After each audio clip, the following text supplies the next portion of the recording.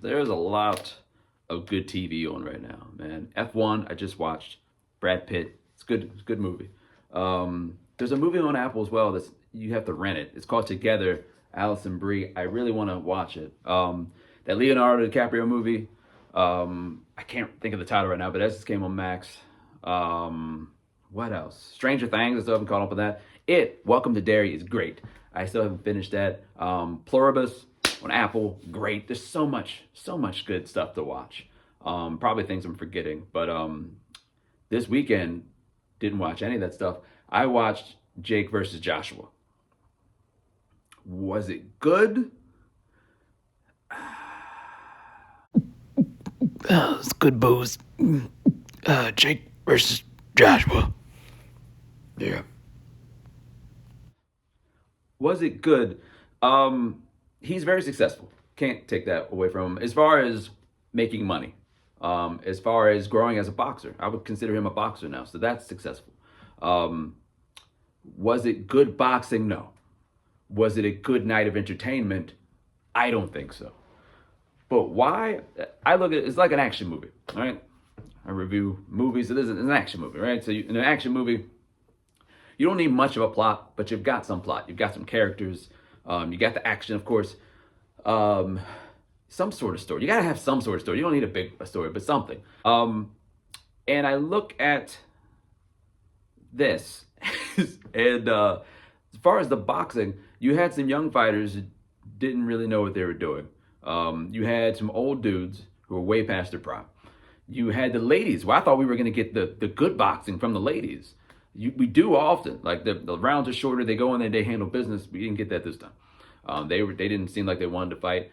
And then like every action movie has like the climax at the very end. Jake Paul spent his time running around the ring like he was running away, you know. So that was a problem for me.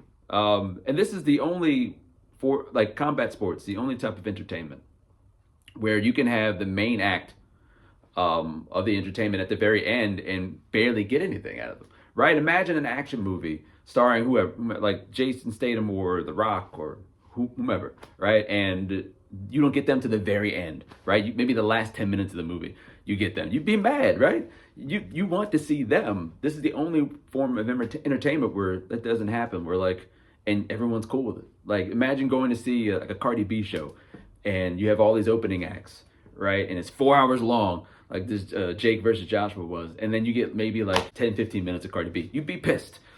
But this is what we got. So I didn't care for it. But hey, it is what it is, man. Was it scripted? Like you need a good story. I feel like these characters in Jake versus Joshua, we didn't really know much about them. Whatever. I don't feel like they spent enough time building those fights up, leading up to the fight. And then Jake versus Joshua didn't make any sense. If it's a story, it makes no sense. Jake doesn't belong in there. We don't know why either one of them are doing this. Well, Joshua's doing this for the money. But other than that, it doesn't make any sense. So the story doesn't make any sense. There's no action. Was it scripted? I'm not willing to say that. However, I will say there are lots of times where Anthony Joshua could have murdered Jake Paul, where he was open. His head was open, especially towards the end when Jake Paul was getting exhausted, where Anthony Joshua could have took his head off and he didn't do it. Now, why? Maybe you've got some reasons. Maybe Anthony Joshua was being cautious. I don't know. I'm not going to say it's scripted because legally, I'm not going to say legally scripted, but is there an in-between scripted and two guys going there trying to kill each other? Is there an in-between there, some middle ground? Maybe. I don't know. That's more what I'm talking about, not necessarily scripted. But there seemed like to be some time. Like Anthony Joshua might have been taking it easy, perhaps. So you did get Jake Paul getting beat down, but he lasted way too long for me. I think what a lot of people like myself wanted was like, remember Mike Tyson's Punch Out back in the day? There's a little white boy, and he's fighting these huge men. And like sometimes, if you don't know what you're doing in the game, you just get just to get the hell beat out of you. And this little white boy is just flying through the air with these uppercuts from these massive people like Mike Tyson. That's I feel like what we wanted in like the first round, and we didn't get that. Which like I'm not going to call people who say it's scripted idiots because that kind of feeds the narrative. So all in all, people, Jake Paul very successful, tough guy. I give this a very successful and tough F. See that? People out there in school, you don't learn that in school, that you can have an F grade after an F grade after an F grade and still be successful. But in this case, that's what it is. Sex appeal is another thing that's in action movies. At some point, there's some sexiness or sex scene, or some dude takes his shirt off, ready to fight, and there was some sex appeal in the ring. I gotta say, the ladies, there were some models there, and the cameraman botched that.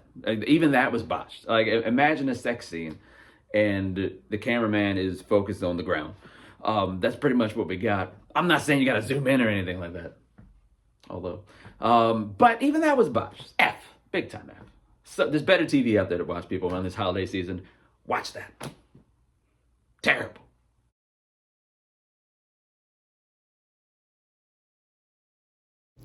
Terrible.